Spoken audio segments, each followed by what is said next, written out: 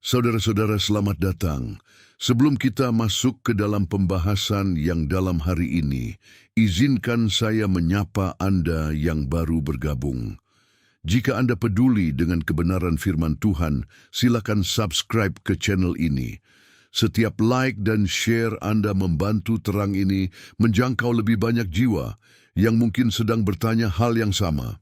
Pernahkah Anda di tengah keriangan Natal, dengan pohon terang dan bingkisan berhias pita, tiba-tiba dihantam oleh satu pertanyaan sederhana di dalam hati? Dari mana sebenarnya semua tradisi ini berasal? Kita, sebagai orang percaya, bertekad untuk mendasarkan hidup pada kebenaran Alkitab. Kita ingin menyenangkan Tuhan dengan ketaatan. Tapi, pernahkah kita benar-benar menyelidiki akar dari salah satu perayaan yang paling kita anggap suci dan Kristen ini? Hari ini, kita akan melakukan perjalanan bersama. Bukan untuk menghakimi, bukan untuk membuat Anda merasa bersalah, tetapi untuk dengan lembut dan penuh kasih menyingkapkan tabir dari sebuah tradisi yang telah begitu melekat dalam kehidupan kita. Kita akan membuka Alkitab, melihat ke belakang lembaran sejarah, dan bertanya dengan hati yang jujur. Apakah segala yang kita lakukan di tanggal 25 Desember ini benar-benar memiliki perintah dan dasar yang jelas dari Tuhan? Atau jangan-jangan, tanpa kita sadari, kita telah terjerat dalam kabut asap tebal tradisi manusiawi yang justru menutupi kemurnian ibadah kita? Ini mungkin tidak mudah didengar. Ini mungkin akan menggoyahkan fondasi keyakinan yang kita bangun sejak kecil. Tapi jika kita mengaku mencintai kebenaran, maka kita harus berani berdiri di hadapannya, seberapapun menantangnya. Mari kita mulai dengan lembut, dengan doa, dan dengan kesediaan untuk dibentuk ulang oleh firman-Nya yang murni. Di tengah semua kemeriahan itu, ada satu simbol yang tak terpisahkan, pohon Natal. Ia berdiri megah di ruang tamu, dihiasi lampu gemerlap dan pernak-pernik indah. Ia menjadi pusat perhatian, tempat berkumpulnya keluarga, latar foto yang hangat. Tapi, saudaraku, mari sejenak kita alihkan pandangan dari kilauannya. Mari kita buka kitab Yeremia pasal 10 dan dengarkan apa yang Tuhan firmankan dengan sangat jelas sekitar 600 tahun sebelum Kristus lahir. Beginilah firman Tuhan. Janganlah biasakan dirimu dengan tingkah langkah bangsa-bangsa, sebab demikianlah kebiasaan bangsa-bangsa. Mereka memotong sebatang pohon dari hutan. Seorang tukang kayu mengerjakannya dengan pahat. Mereka memperindahnya dengan emas dan perak. Mereka memperkuatnya dengan paku dan palu, supaya jangan goyang. Yeremia 10:2-4 ayat. Bukankah gambaran ini terdengar sangat akrab? Memotong sebatang pohon, memperindahnya dengan emas dan perak, atau hiasan yang berkilauan, memperkuatnya agar tidak goyah. Alkitab sedang menggambarkan sebuah ritual penyembahan berhala bangsa-bangsa kafir. Tuhan dengan tegas memperingatkan umatnya, janganlah biasakan dirimu dengan tingkah langkah bangsa-bangsa. Lalu, dari mana praktik ini bermula? Sejarah menunjukkan jejaknya yang panjang. Di Babilonia kuno, pohon cemara yang selalu hijau dikaitkan dengan dewi kesuburan. Para druid di Eropa kuno percaya roh-roh baik tinggal di pohon hijau dan membawanya masuk selama musim dingin. Kekaisaran Romawi mendekorasi kuil dan rumah dengan tanaman hijau selama perayaan Saturnalia, festival untuk dewa Saturnus yang penuh pesta dan pertukaran hadiah. Yang terjadi kemudian adalah sebuah pembaptisan budaya. Ketika Kekaisaran Romawi secara resmi mengadopsi kekristenan, jutaan orang dengan tradisi pagan ini masuk ke dalam gereja. Daripada menghapus kebiasaan mereka yang dalam, otoritas gereja pada waktu itu memilih untuk memberinya pembungkus baru. Pohon itu tidak lagi untuk dewa Saturnus atau roh hutan, tetapi untuk bayi Yesus. namanya diubah, tapi esensi ritualnya tetap bertahan. Dan disinilah letak titik lengah kita. Kita sering berkata, tapi saya tidak menyembah pohonnya. Hati saya hanya untuk Yesus. Ini hanya hiasan, tradisi keluarga yang menyenangkan. Saudaraku, niat yang tulus tidak pernah mengubah sifat suatu tindakan di hadapan Tuhan. Dia melihat akarnya, prinsipnya jelas. Jangan belajar jalan bangsa-bangsa. Dalam Ulangan 12, Tuhan bahkan lebih tegas. Hati-hatilah, janganlah engkau terjebak mengikuti mereka. Janganlah engkau berbuat seperti itu terhadap Tuhan, Allahmu, sebab segala yang dibenci Tuhan, yang dilakukan mereka bagi Allah mereka, telah mereka lakukan. Ulangan 12:30-31. Artinya Tuhan tidak mau disembah dengan cara-cara yang dipinjam dari penyembah berhala. Dia menolak percampuran yang tampaknya tidak berbahaya ini. Pohon itu mungkin hanya simbol bagi kita, tetapi dalam terang firman, ia adalah sebuah monumen dari jalan bangsa-bangsa yang justru kita diperintahkan untuk jauhi. Dan jika simbol sentralnya saja memiliki masalah yang serius, maka apa yang terjadi dengan tanggal perayaannya dan karakter fiktif yang justru sering menjadi pusatnya? Lalu, bagaimana dengan tanggalnya? Mengapa kita merayakan kelahiran Sang Terang Dunia justru di puncak musim dingin, di hari-hari tersingkat dan tergelap? Alkitab memberi kita petunjuk yang tidak bisa diabaikan. Lukas 2:8 mencatat bahwa pada malam Yesus lahir, di daerah itu ada gembala-gembala yang tinggal di padang, menjaga kawanan ternak mereka pada waktu malam. Fakta sejarah dan cuaca sederhana menyatakan bahwa di wilayah Bethlehem, bulan Desember adalah musim dingin dengan hujan, kadang salju. Tidak mungkin para gembala membiarkan kawanan mereka bermalam di padang terbuka pada saat seperti itu. Mereka sudah memasukkan ternak ke dalam kandang yang terlindung.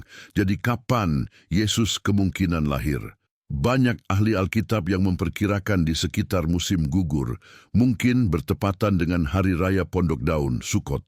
Mengapa? Karena pada perayaan itulah bangsa Israel tinggal di pondok-pondok darurat, mengingat pemeliharaan Tuhan di padang gurun.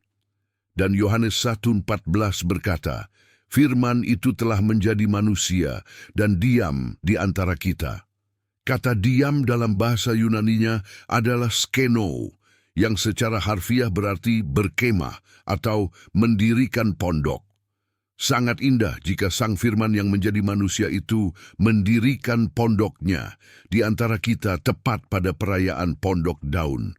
Lalu, mengapa gereja memilih 25 Desember? Jawabannya kembali pada strategi penggabungan yang sama.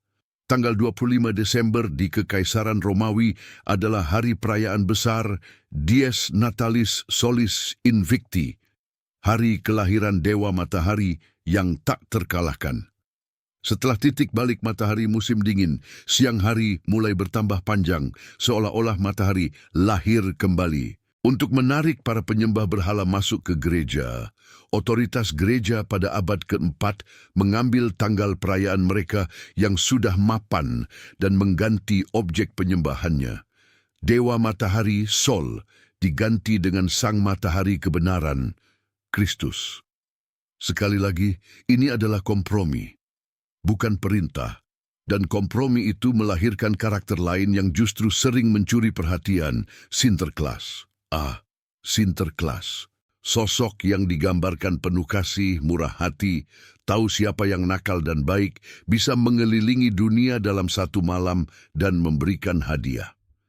Tidakkah ini terdengar seperti karakteristik yang hanya dimiliki oleh Allah? Dia Maha Tahu, Maha Hadir, dan pemberi karunia yang sejati. Tanpa kita sadari, kita menempatkan sebuah dongeng sebagai pusat naratif pada musim yang seharusnya tentang Kristus. Asal-usul Sinterklas pun berlapis-lapis. Bermula dari cerita tentang Santo Nikolas, seorang uskup yang baik hati.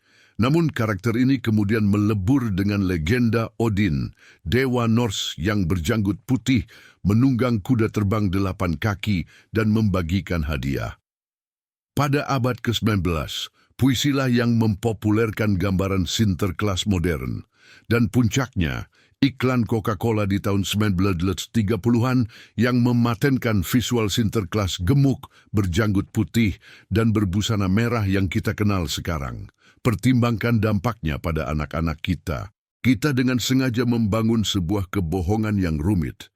Dan ketika suatu hari mereka menemukan kenyataan bahwa Sinterklas itu tidak nyata, apa yang terjadi pada kepercayaan mereka? Jika satu kebenaran indah yang kita ajarkan ternyata dusta, bukankah mereka akan meragukan kebenaran lainnya yang kita ajarkan, termasuk tentang Yesus? Kita sedang, tanpa sengaja, merusak fondasi kejujuran dan iman. Inilah yang disebut sinkretisme, pencampuran kepercayaan yang berbeda menjadi satu sistem baru. Tuhan secara konsisten menentangnya sepanjang Alkitab. Dalam 2 Raja-Raja 17:33 dicatat tentang Israel yang campur aduk. Mereka takut akan Tuhan, tetapi dalam pada itu mereka beribadah kepada Allah, mereka menurut kebiasaan bangsa-bangsa. Tuhan tidak pernah merestui ibadah yang terbelah seperti ini. Jadi kita dihadapkan pada fakta, tanggalnya adalah hari raya Dewa Matahari, pohonnya adalah ritual pagan, tokoh utamanya adalah legenda yang dikomersilkan. Lalu, di manakah perintah Tuhan dalam semua ini? Dan jika ini bukan perintahnya, lalu apa sebenarnya yang Dia minta dari kita? Mungkin inilah saatnya kita berhenti sejenak melihat ke tradisi dan mulai mengalihkan pandangan kita sepenuhnya ke dalam kitab suci. Apa kata Tuhan yang sebenarnya? Setelah melihat kerumitan dan sejarah yang bermasalah di balik tradisi Natal, mungkin hati kita bertanya dengan gelisah, lalu apa yang Tuhan benar-benar kehendaki? Bagaimana seharusnya kita menghormatimu? Saudaraku, kabar baiknya adalah Tuhan tidak meninggalkan kita dalam kebingungan. Dia tidak diam tentang bagaimana Dia ingin dikenang dan disembah. Mari kita jauhkan pikiran sejenak dari pohon, Sinterklas, dan tanggal 25 Desember. Mari kita hadapkan hati kita hanya kepada firman yang murni. Apakah Tuhan memerintahkan kita untuk merayakan hari kelahiran Yesus? Tidak. Tidak ada satupun perintah di seluruh perjanjian baru yang menyuruh kita mengadakan pesta atau ibadah khusus untuk memperingati hari lahirnya. Lalu apa yang secara jelas Yesus perintahkan untuk kita lakukan sebagai peringatan akan dirinya? Pada malam sebelum Dia disalib, Yesus mengambil roti dan cawan, lalu berkata, "Perbuatlah ini menjadi peringatan akan Aku." Lukas 22:19. Dan Rasul Paulus menegaskan kembali, sebab setiap kali kamu makan roti ini dan minum cawan ini, kamu memberitakan kematian Tuhan sampai Ia datang. 1 Korintus 11:26. Perhatikan baik-baik. Perintah yang diberikan Yesus sendiri adalah untuk mengenang kematiannya, bukan kelahirannya. Fokus iman Kristen adalah pada salib dan kebangkitan. Disitulah penebusan dosa kita diselesaikan, disitulah kemenangan atas maut dinyatakan. Kelahirannya adalah permulaan yang mulia, tetapi kematian dan kebangkitannya adalah puncak dan tujuan. Ibadah yang Dia tetapkan adalah perjamuan kudus, sebuah peringatan yang sederhana, mendalam, dan berpusat pada pengorbanan. Mengapa ini penting? Karena ketika kita menggantikan atau menambahkan ibadah yang Tuhan perintahkan dengan tradisi yang tidak Dia perintahkan, kita sedang berada di wilayah yang berbahaya. Mari kita ingat kisah Nadab dan Abihu dalam Imamat 10. Mereka adalah imam, putra Harun. Mereka datang ke hadapan Tuhan dengan api yang asing, yaitu api yang tidak diperintahkannya. Apa akibatnya? Api keluar dari hadapan Tuhan dan menghanguskan mereka. Api yang asing itu mewakili apa saja yang kita bawa kepada Tuhan berdasarkan ide, kebiasaan, atau tradisi kita sendiri, bukan berdasarkan perintahnya yang jelas. Tuhan adalah Allah yang kudus. Cara kita mendekati dan menyembahnya harus sesuai dengan ketetapannya, bukan selera atau warisan budaya kita. Niat baik tidak membuat suatu praktik yang tidak diperintahkan menjadi diterima. Mungkin ada yang berpikir, tapi bukankah merayakan kelahirannya adalah hal yang baik? Tuhan pasti senang melihat kita bersukacita untuk Yesus. Pertimbangkan analogi ini. Jika istri Anda meminta Anda untuk mengingat hari pernikahan dengan makan malam romantis berdua, tetapi Anda malah memutuskan untuk mengadakan pesta besar dengan semua teman dan dekorasi yang terinspirasi dari festival budaya lain yang tidak dia sukai, apakah itu akan menyenangkan hatinya, sekalipun Anda menyebut namanya dalam pesta itu? Tentu tidak. Dia ingin dikenang dengan cara yang dia minta, dengan cara yang berarti bagi hubungan Anda berdua. Demikian pula dengan Tuhan. Dia telah menyatakan cara dia ingin dikenang melalui perjamuan kudus, melalui kehidupan yang taat, melalui pemberitaan Injil. Ketika kita mengabaikan perintahnya yang jelas dan menggantikannya dengan perayaan besar yang berakar pada jalan bangsa-bangsa, kita tidak sedang menghormatinya. Kita sedang membawa api yang asing. Lalu, apa jadinya jika kita terus melanjutkan praktik yang tidak berdasarkan perintah ini setelah kita mengetahuinya? Pilihan untuk terus berjalan di jalan yang kita tahu tidak sepenuhnya selaras dengan firman-Nya, itu bukanlah langkah yang netral. Itu membawa dampak pada jiwa kita, pada hubungan kita dengan Sang Sumber Hidup. Menerima kebenaran seperti ini memang berat. Ada ikatan emosional, kenangan masa kecil, tekanan keluarga, dan bahkan rasa takut untuk dianggap ekstrim atau merusak sukacita orang lain. Itu semua sangat manusiawi, dan saya mengerti. Tapi, saudaraku yang saya kasihi, kita harus bertanya dengan jujur pada hati kita yang paling dalam. Kepada siapa akhirnya kita harus memberikan pertanggungjawaban? Kepada tradisi keluarga, atau kepada Tuhan yang memanggil kita keluar dari kegelapan? Alkitab memberi kita gambaran yang jelas tentang keadaan rohani ketika kita mengetahui kebenaran, tetapi memilih untuk berkompromi. Yesus sendiri menyebutnya sebagai keadaan suam-suam kuku. Dalam Wahyu 3:16, dia berkata kepada gereja, "Jadi karena engkau suam-suam kuku dan tidak dingin atau panas, aku akan memuntahkan engkau dari mulutku." Suam-suam kuku itu adalah kondisi percampuran, bukan orang dunia yang dingin terhadap Tuhan, bukan juga orang yang panas berkobar baginya, tetapi orang yang ingin mengambil kedua-duanya. Rasa aman di dalam kekristenan dan kenyamanan dari cara-cara dunia.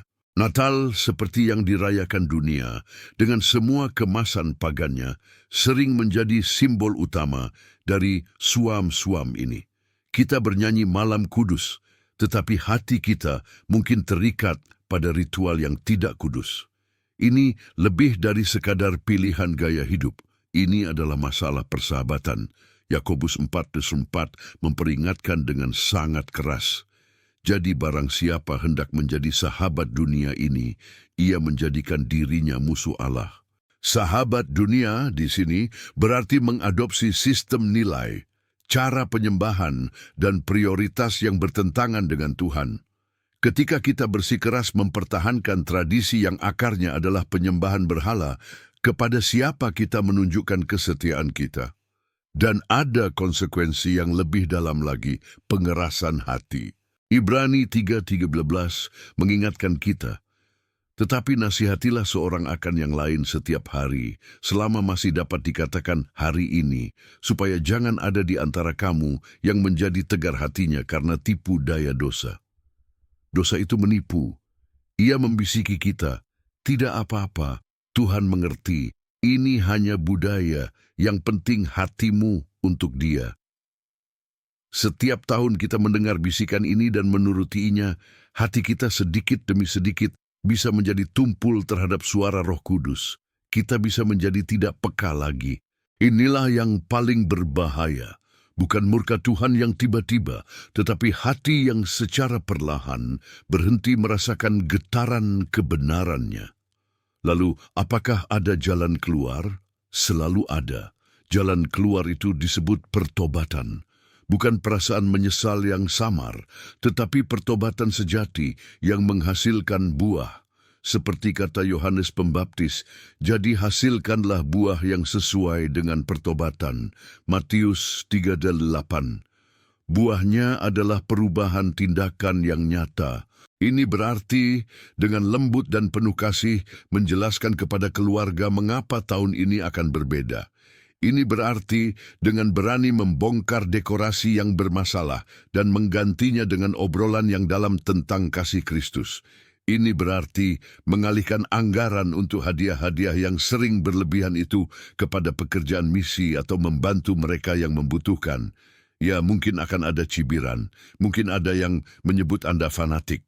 Yesus sudah mengingatkan bahwa mengikuti, dia bisa membawa perpecahan bahkan dalam keluarga. Matius 10:35-36.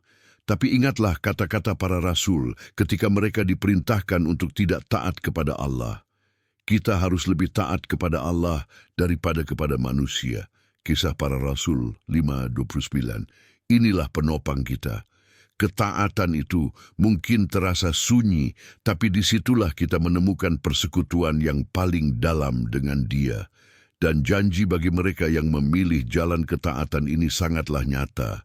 Ulangan 28:2 berjanji, jika engkau baik-baik mendengarkan suara Tuhan, Allahmu, dan melakukan dengan setia segala perintahnya, maka segala berkat ini akan datang kepadamu dan menjadi bagianmu.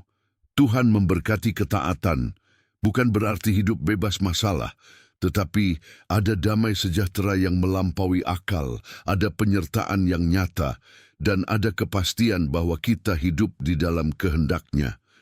Pertobatan membuka pintu untuk semua itu. Ia adalah awal dari kekudusan yang membebaskan. Lalu, seperti apakah bentuk praktis kehidupan yang memilih untuk keluar dari sistem duniawi ini dan hidup sepenuhnya sebagai umat yang dipisahkan bagi Tuhan? Mari kita akhiri bukan dengan daftar larangan, tetapi dengan gambaran yang indah tentang panggilan kita yang sesungguhnya, bagaimana kita bisa merayakan Kristus setiap hari, bukan hanya setahun sekali. Jadi, setelah meninggalkan perayaan yang tidak diperintahkan, bagaimana kita hidup? Apakah hidup kita akan menjadi suram, tanpa sukacita, terasing dari dunia? Sama sekali tidak. Justru sebaliknya. Inilah saatnya kita menemukan esensi ibadah yang sejati dan sukacita yang jauh lebih dalam. Kita tidak dipanggil untuk hanya tidak merayakan Natal. Kita dipanggil untuk merayakan Kristus setiap hari. Perbedaan ini sangat mendasar. Rasul Paulus memberikan fondasi yang jelas dalam Roma 12:1-2. Karena itu, saudara-saudara, demi kemurahan Allah aku menasihatkan kamu, persembahkanlah tubuhmu sebagai persembahan yang hidup, yang kudus, dan yang berkenan kepada Allah. Itu adalah ibadahmu yang sejati. Janganlah kamu menjadi serupa dengan dunia ini, tetapi berubahlah oleh pembaharuan budimu, sehingga kamu dapat membedakan manakah kehendak Allah, apa yang baik, yang berkenan kepada Allah, dan yang sempurna. Inilah panggilan kita, hidup yang dipersembahkan. Ibadah kita bukanlah acara tahunan yang penuh hiasan, tetapi seluruh keberadaan kita, setiap kata, setiap pilihan, setiap hubungan yang dipersembahkan kepadanya dalam ketaatan sehari-hari. Kunci utamanya adalah jangan menjadi serupa dengan dunia dan pembaruan budi. Pikiran kita perlu diperbarui oleh firman Tuhan, mengganti narasi budaya dengan kebenaran ilahi. Ketika pikiran diperbarui, selera rohani kita berubah. Kita tak lagi merindukan sukacita dangkal dari tradisi campuran, tetapi haus akan kekudusan dan kedekatan yang murni dengan Tuhan. Bayangkan keluarga Anda. Alih-alih sibuk dekorasi dan belanja hadiah, Anda mengumpulkan mereka untuk membaca kisah kelahiran Yesus dari Alkitab dengan tenang. Anda berdoa bersama, mengucap syukur untuk keselamatan. Anda mungkin berbagi makanan spesial, bukan sebagai ritual Natal, tetapi sebagai ungkapan syukur atas penyediaan Tuhan setiap hari. Anda bahkan bisa menggunakan uang yang biasa habis untuk hadiah, untuk memberkati keluarga lain yang sedang kesulitan atau mendukung penginjilan. Ini menciptakan kenangan yang bermakna, yang justru mengarahkan hati kepada Yesus, bukan mengaburkannya. Inilah yang dimaksud menjadi generasi yang terpilih, imamat yang rajani, bangsa yang kudus, umat kepunyaan Allah sendiri. 1 Petrus 2:9. Kita dipanggil untuk berbeda. Anak-anak kita perlu diajari untuk bangga dengan perbedaan ini, bukan untuk menyombongkan diri, tetapi untuk memahami identitas mereka yang mulia sebagai umat milik Tuhan. Seperti Daniel yang tidak mencemarkan diri dengan makanan raja, mereka bisa belajar memiliki keberanian lembut untuk taat kepada Allah, bahkan jika itu berarti berbeda dengan semua temannya. Memang, jalan ini adalah jalan yang sempit. Matius 7:14. Jalan yang tidak dipilih banyak orang. Butuh keberanian untuk berdiri sendiri. Tapi di jalan inilah kita menemukan janji penyertaan Tuhan yang paling intim. Aku sekali-kali tidak akan membiarkan engkau, dan aku sekali-kali tidak akan meninggalkan engkau. Ibrani 13:5. Dia ada di sana, bersama kita di jalan sempit itu. Dan di ujung perjalanan ini ada sebuah penghargaan yang tak ternilai. Bayangkan suatu hari nanti, ketika kita berdiri di hadapannya, dia tidak akan bertanya, seberapa meriahkah perayaan Natalmu? Dia akan bertanya, apakah engkau taat kepada firman-Ku? Apakah engkau hidup kudus dan terpisah bagiku? Apakah engkau mengasihi aku lebih dari segalanya? Dan bagi mereka yang oleh kasih karunia-Nya menjawab ya dengan hidup mereka, akan terdengar kata-kata yang paling didamba. Baik sekali perbuatanmu itu, hai hambaku yang baik dan setia, masuklah dan turutlah dalam kebahagiaan Tuanmu. Matius 25:21. Hari ini, sebuah pilihan ada di depan kita, antara terus berjalan di jalan lebar tradisi yang akrab atau mengambil langkah iman ke jalan sempit ketaatan, antara menyenangkan manusia atau menyenangkan hati Sang Penebus. Keputusan ini menentukan bukan hanya bagaimana kita menghabiskan bulan Desember, tetapi kualitas hubungan kita dengan Tuhan. Saudaraku, terang kebenaran telah menyinari jalan ini. Roh Kudus telah berbicara dalam hatimu. Sekarang saatnya untuk merespons. Anda tidak perlu melakukannya sendirian. Berdoalah, mintalah kekuatan dan hikmat dari Tuhan. Mulailah dengan lembut dan penuh kasih kepada keluarga Anda. Carilah saudara seiman yang rindu akan kekudusan. Hari ini Anda bisa memulai babak baru. Hidup yang dipersembahkan, dipisahkan bagi kemuliaan-Nya, sebuah hidup yang merayakan Kristus, Sang Terang Dunia yang sejati, setiap hari, dalam setiap napas. Itulah panggilan kita yang mulia. Tuhan memberkati keputusan dan langkah iman Anda.